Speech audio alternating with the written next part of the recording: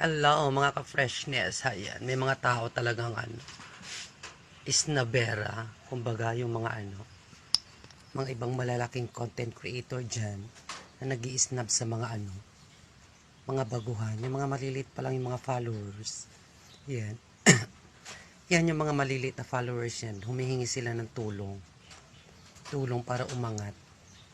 Ayan, para makuha naman po nila yung nila. Mga gusto nila yung mga followers, ganyan. Doon lang naman po sila masaya. Yung sa pag-angat ng kanilang followers. Hindi naman po nila ibig sabihin na pag pumunta sila sa iyo, hihingi na po nila talaga lahat yung tulong para sa inyo at ikaw po yung gagawa. Hindi po yun.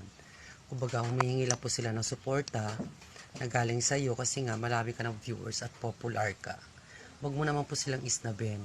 Kasi, malay mo, isa siya sa mga followers mo kaya humihingi siya sa ng tulong sa iyo.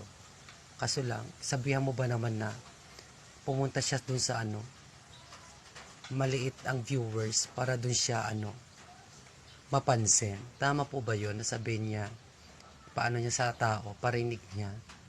It's unfair naman po. Alam po namin umaangat po kayo. Baguhan lang po kami. Huwag naman po ganun itrato yung mga maliliit. Ayan. Yung mayakap lang naman po sila sa inyo eh.